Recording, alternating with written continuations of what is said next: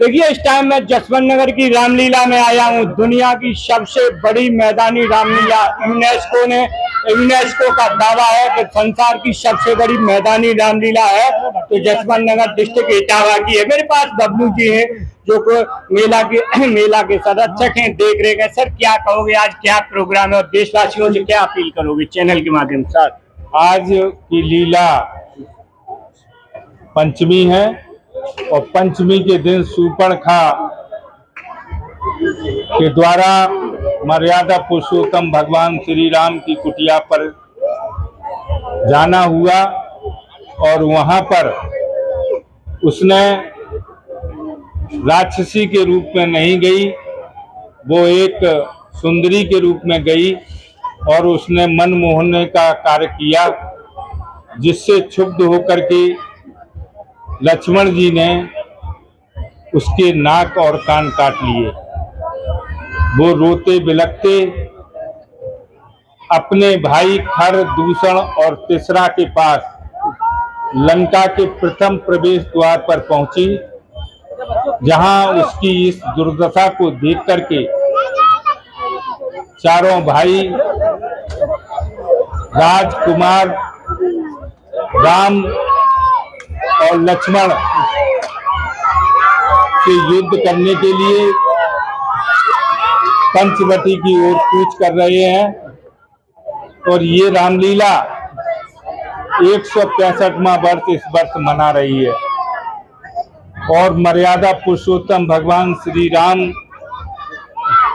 की ऐसी असीम कृपा है कि इस वर्ष आपको कई नए कलाकृतियों के द्वारा इस रामलीला में आनंद की विभूति प्राप्त होगी। अच्छा सर, सीता जी का हरण होना गोस्वामी तुलसीदास ने लिखा है कि जब प्रभु श्री राम कहते जब तक करो निशाचर नाचा तब तक करो अग्नि में बासा, तो शिव जगत भवानी को क्या रावण क्या ले जा सकता है, क्या कहोगे सर?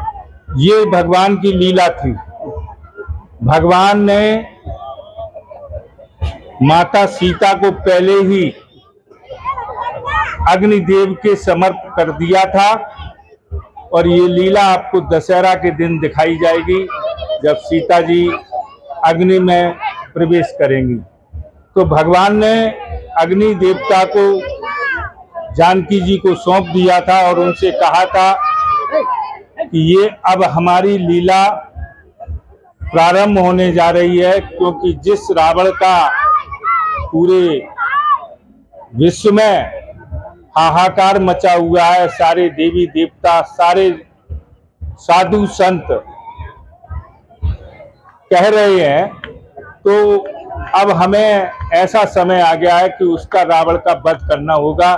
इसलिए उनको दूसरी मायावी सीता के रूप में रावण लेके गया था। बहुत बहुत धन्यवाद। मेरे पास विधायक प्रतिनिधि अर्जुन सिंह गौर जी। सर, आपसे क्वेश्चन है, जब भगवान श्री राम सरयू तट पर पहुंचते हैं तो कहते हैं कि मांगी नाभ न केवट आना, जो ब्रह्म 3 कदमों में पूरे भूमंडल को नाप सकता है, तीनों लोगों को नाप सकता है, वो ब्रह्म कहीं न कहीं केवट से नाव के लिए कह रहा है, मर्यादा रखी, क्या कहोगे सर? इसीलिए उन्हें मर्यादा पुरुषोत्तम कहा गया है। उन्होंने कभी अपनी मर्यादा को नहीं छोड़ा है, इसीलिए उन्हें मर्यादा पुरुषोत्तम कहा गया है। सर, दुनिया की सबसे बड़ी मैदानी रामलीला है और माननीय शिवपाल सिंह प्रदेश ही नहीं बल्कि देश के कद्दावर नेता इस मेला में आकर शोभा बढ़ाते हैं 9वीं और 10वीं को, क्या कहो? वो शोभा ही नहीं बढ़ाते, हमारी रामलीला समिति के संरक्षक हैं और उनकी देखरेख में पूरी रामलीला होती है। उन्होंने इस रामलीला के विकास के लिए बहुत कार्य किया। जितना विकास आपको दिखाई दे रहा है भवन निर्माण वगैरह का, वो सब उन्हीं की देन है और वो आगे भी करते रहे। इस साल उन्होंने ये पक्का फर्श भी कराया है। देश की जनता से, प्रदेश की जनता से क्या कहोगे रामलीला में ज्यादा से ज्यादा लोग आने की?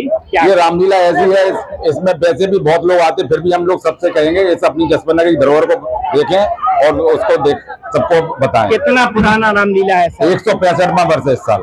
165वां वर्ष। मैं भी कहूँगा चैनल के माध्यम से समस्त प्रदेश और देशवासियों को मर्यादा पुरुषोत्तम श्री राम की रामलीलाओं को देखने के लिए आप जसवंत नगर में आए।